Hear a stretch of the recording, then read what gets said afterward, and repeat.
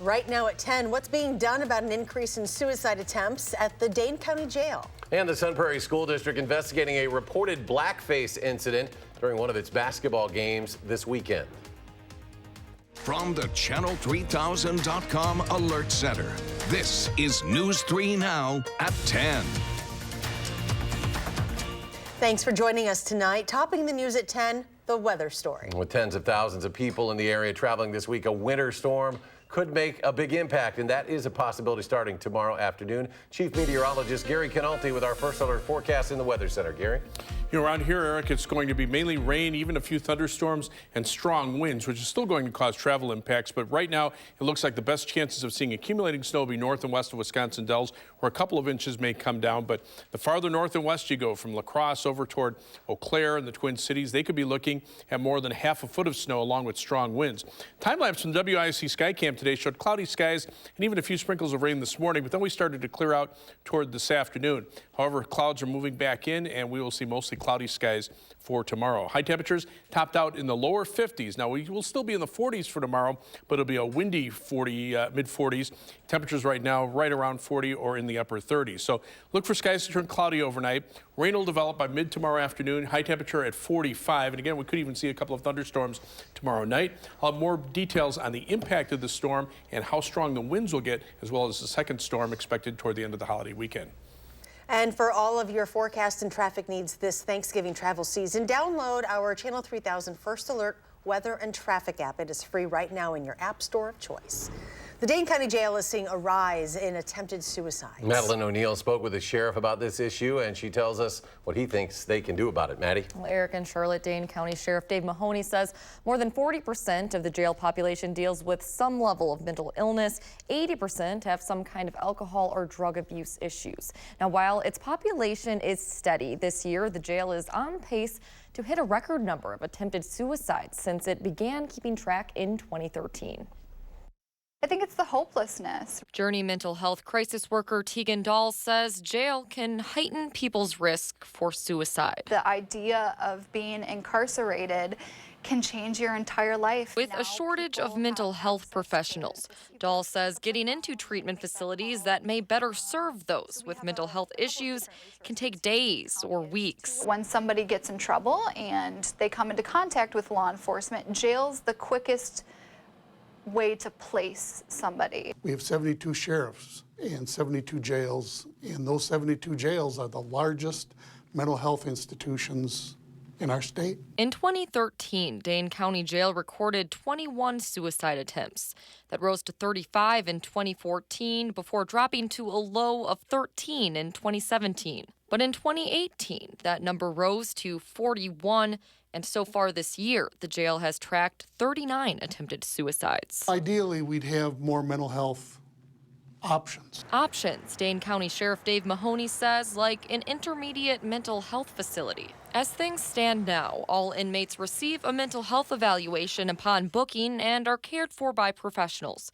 And since 2010, there has only been 1 year with more than one completed suicide, with none so far this year. We want to make sure that we're providing the highest level of care. Still, Mahoney acknowledges that the current housing situation, in which the jail has to house some inmates in solitary confinement, will just exacerbate mental health issues until a new tower with hospital-style housing opens in 2024. We're actually going to have proper and acceptable housing for people with medical and mental health conditions. For Mahoney, the change is a bit of hope on the horizon. It'll be an enormous help. Journey mental health professionals want to remind everyone that there's always hope and resources, including the 211 hotline. We'll have more information on those resources on our website. Investigators in Adams County are working to identify some human remains found by a hunter Saturday in the woods.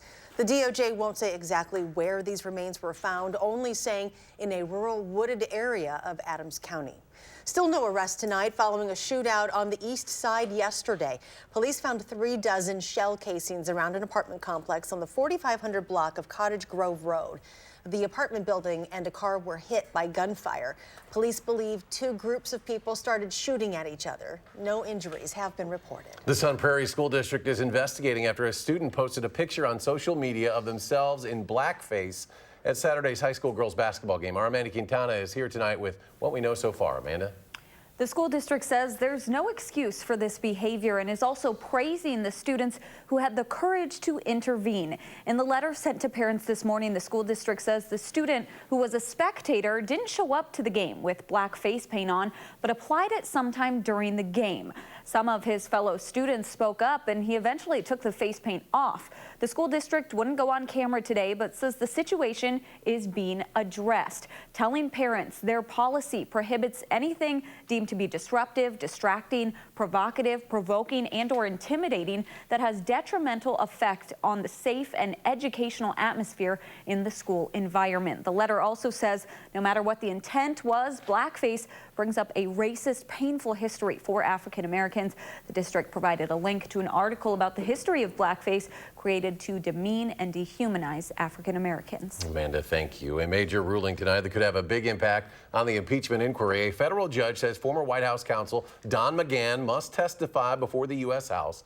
The House Judiciary Committee has been trying to force McGahn to testify since April. Lawmakers want to speak to him about the president's alleged attempts to obstruct the investigation into Russian meddling in the 2016 election. The judge said McGahn can still refuse to answer questions. The Justice Department says it plans to appeal the ruling. President Trump today signed the Prevention of Animal Cruelty and Torture Act into law, making animal cruelty now a federal crime. He signed it in the Oval Office, surrounded by animal rights advocates. The bill passed the House and Senate with bipartisan support. A building under construction has partially collapsed in downtown Cincinnati.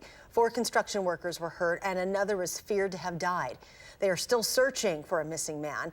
The building came down around 1 o'clock this afternoon. The Cincinnati fire chief says contractors on the 6th floor were pouring concrete when it partially collapsed onto the 5th floor. It's the workers on the 5th floor who were hurt. More than 1,000 surgical patients at a northern Indiana hospital may have been exposed to HIV, hepatitis C, and hepatitis B after an error in the sanitizing procedure. This happened at Gosham Hospital near South Bend. One step in a multi-step cleaning process was missed by a technician, possibly contaminating the surgical equipment. A livestock vessel carrying almost 15,000 sheep capsized in the Black Sea off the coast of Romania yesterday. The country's National Veterinary Authority published a statement today saying only 33 animals had been rescued. The rest are feared to have drowned. All crew members were rescued. The last remaining member of the team that carved the Mount Rushmore National Memorial has died. According to his wife, Don Nick Clifford passed away on Saturday. He was 98 years old. Mr. Clifford worked on Mount Rushmore from 1938 to 1940. He was one of nearly 400 carvers who worked over the 14 years it took to create the monument. The remaining 200 soldiers from a Wisconsin Army National Guard's Red Arrow Infantry Group have now returned from Afghanistan. About 400 soldiers from the Red Arrow's Appleton-based 2nd Battalion, 127th Infantry, were deployed to Afghanistan late last year. About half of the troops returned to the U.S. on November 17th, and the remaining soldiers landed in the U.S. on Saturday. A hunter who fell out of a tree stand in Sheboygan County Falls on Saturday was injured so badly he can't even move. But first responders were able to locate him thanks to a drone. Thermal images show the moment police were able to zero in on him. He's the only red figure on the screen there.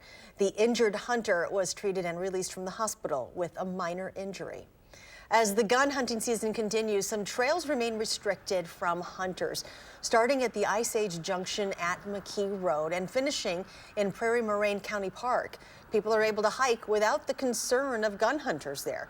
The 6-mile trail runs through an urban area, and land use agreements between the state and property owners decide hunters' access. Much of the decision relies on the preference of property owners and the safety risks of hunting near homes. We're not inadvertently flushing out deer or, getting in the way of, a bullet that's being fired. So it's really about respect and safety all along the trail during this time of year.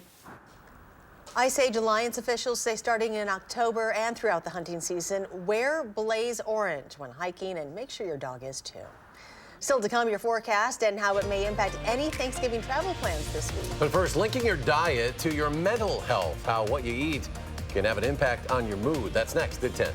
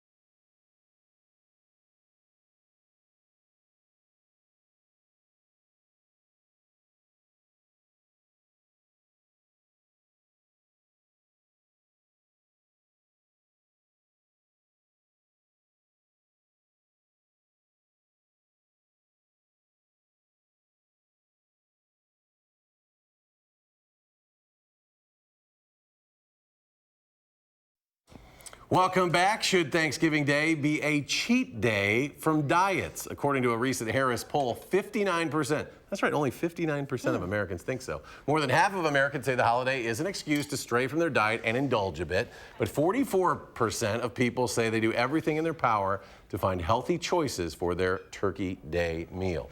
We modify our diets to lose weight, regulate blood sugar, and lower cholesterol, but what we eat can also affect our moods. It certainly can. Keely Arthur looks into the link between nutrition and mental health. High-quality food has to come from whole ingredients. Christy McKenzie loves a nutritious, delicious meal like the rest of us, but she probably thinks about food in ways most of us don't. I studied rural sociology at school, so really focused on community economic development and food systems, researched how food creates identity. It certainly has shaped her identity. Mackenzie runs Pasture and Plenty, a local meal kit program that expanded to a restaurant and shop in Madison in 2018. We source from as much as we can from as close as we can. Pasture and Plenty offers both omnivore and vegetarian options, but puts an emphasis on filling their kits and plates with produce. And we find that people who may have been a meat and three kind of Midwest menu planning are now being encouraged to try more meatless meals, to think about how they incorporate more vegetables into the dishes that they enjoy at home. And that small shift could make a big difference in how happy you are. Just as what we eat affects our physical health, it also has an impact on our mental health.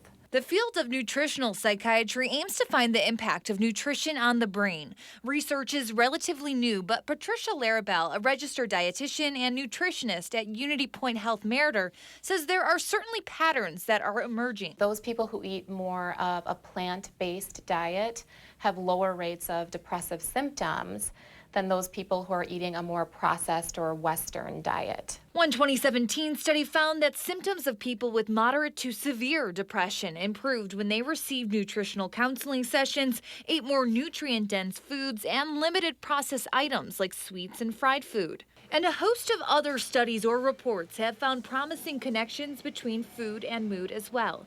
Diets high in selenium, vitamin D, omega-3 fatty acids, antioxidant-rich vitamins A, C, and E, zinc, and B12 and B9 have all helped improve mood or lessened depression. But Larrabell urges you to take this information with a proverbial grain of salt. The reviews are very mixed, so it's hard to say, like, one nutrient is the answer. But that doesn't mean you shouldn't experiment and see what works for you. Larrabell says try switching out meat for more fish and follow a Mediterranean diet. Lots of vegetables, fruits, whole grains. Also consider adding in more probiotic-rich foods like yogurt or kombucha. Other fermented foods like sauerkraut and kimchi also have those good bacteria that are great for your gut as well and your mind. Science suggests that a healthy gut is important in processing neurotransmitters like serotonin that regulate mood. Mackenzie says when she consumes a diet that fits in with Larrabell's advice, she does notice a difference. I'm more calm in the work that I do. I'm more available and more present. So just as our diets impact our weight, the key to a brighter day could be right on your plate. And that's certainly something to be happy about. I'm excited that that connection is being explored more in science and is something that more people are considering in their day-to-day lives. Keely Arthur, News 3 Now. And if you are struggling with mental health issues, please contact your doctor. Experts say diet cannot replace counseling or medication. Chief Meteorologist Gary Canolti joins us now, and people are packing up and getting ready to go. Yeah, tomorrow and Wednesday are big travel days, and so are Saturday and Sunday, and unfortunately we'll be dealing with a couple of storm systems. Three things to know with the forecast for tomorrow.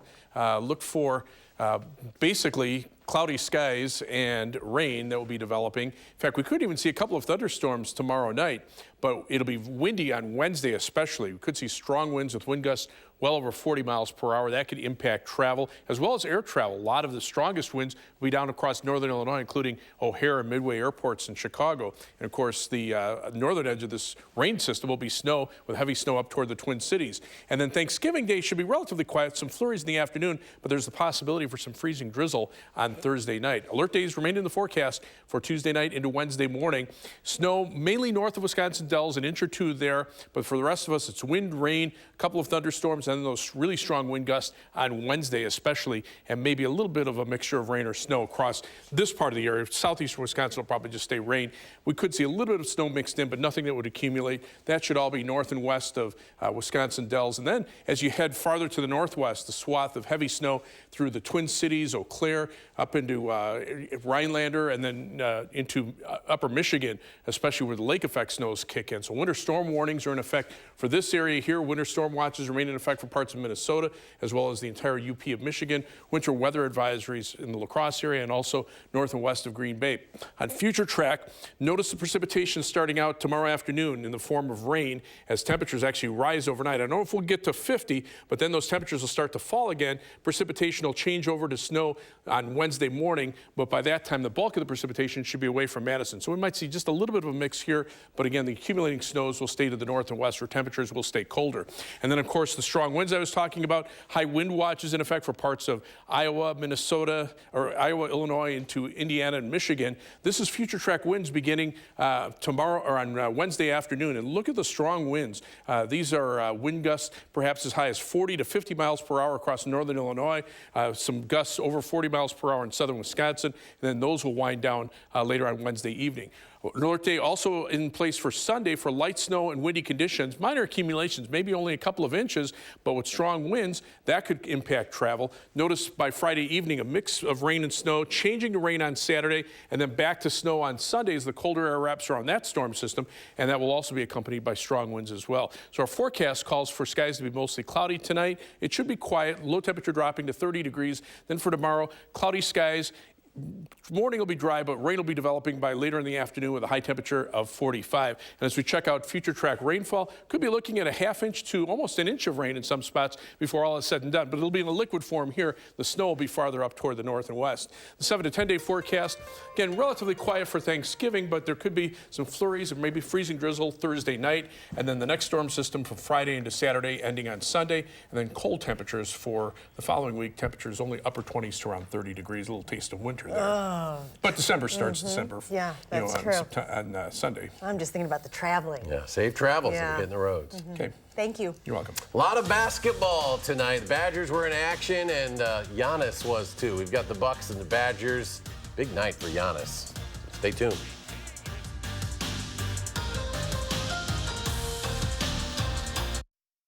News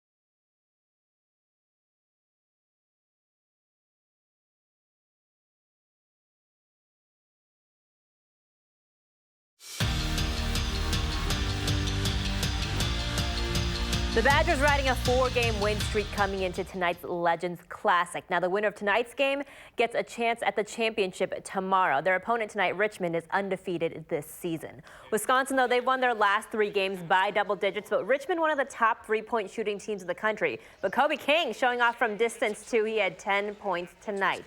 Less than 5 seconds to go before half. Tyler Wall, the steal, and then chucks it up. Banks it. It's a 2-point game going into the locker rooms, 7 points off the bench for the true freshman. Second half here, Nate Reavers taking it himself from the top of the key, led the Badgers with 17.7 rebounds tonight, but Wisconsin struggling down the stretch, losing to Richmond 62-52. The Bucks hosting the Jazz. George Hill out with the back injury, but still jamming courtside there. No big deal. Second half, former Memorial standout Wesley Matthews going off tonight. Hits a big 3, had 5 of them, 19 points for him. Later, Giannis driving, losing it, but still manages to dunk it in there. Season high 50 points for the Greek Freak.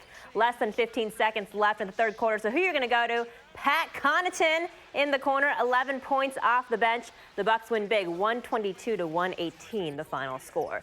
So the Packers were just bad last night in every phase of the game, but time to move on, according to Aaron Rodgers, who you heard from earlier. As for the head coach, Matt LaFleur is a little more thoughtful, saying perhaps it's time for a little self-reflection before the team heads to New York. I mean, everybody was hurting in that locker room. Everybody was disappointed. But I think these guys will battle. 25, and I think what I love about our group is I didn't feel like there was anybody pointing fingers. You know, we've all got to look inward. Coaches, players, everybody involved, and look at ourselves and be honest with ourselves about what we can do better. Meanwhile, the glass trophy case where the axe is supposed to be has been empty for exactly 366 days. Those trophies are by the entrance of the Badgers locker room, so the players see it pretty much every single day. A good motivator for this current squad, who's definitely still salty about the loss. Having it traditionally here for the last 14 years, that was big, and you know, it's huge. It's a huge motivational thing, and you know, that's it. I mean, it's enough said. Like we want to get that axe back, and yeah, it's still, I mean, empty trophy case. Like you see it every day. So you know, it's a big game, and we all understand it, and we know what it takes, and we're gonna do whatever it takes.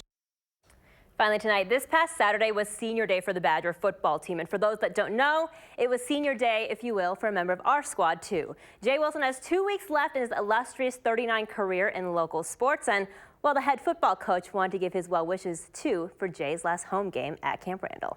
Happy senior day, Jay. Thank you. Last one. Sorry, that's not 18 seconds. That's all right. It's good enough. Said my name. Back to the Jay Wilson. So you know you're a big deal when Paul Chris has something to say about you. We'll be right back.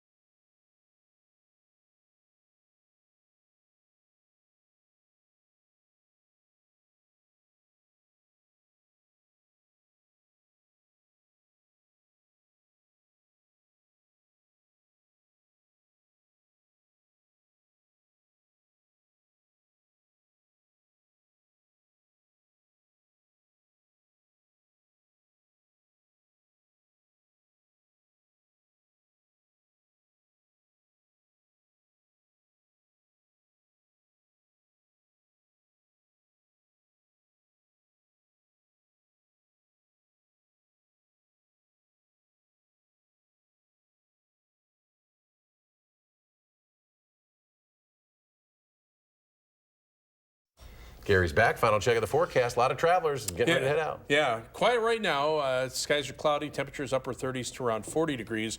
But again, as we look at tomorrow night, late tomorrow night into Wednesday morning, 1 to 3 inches of snow north and west of the Dells. Heavier amounts as you head up toward the Twin Cities and Eau Claire. That area under winter storm warnings. So if you have travel plans later tomorrow through Wednesday, especially north and west of Madison, be aware you're going to run into snow, but we're going to have strong winds around here in areas to the south too. That could delay air traffic too. Gary, thank you. Thanks for joining us at 10. Do something good, and we'll see you back here tomorrow.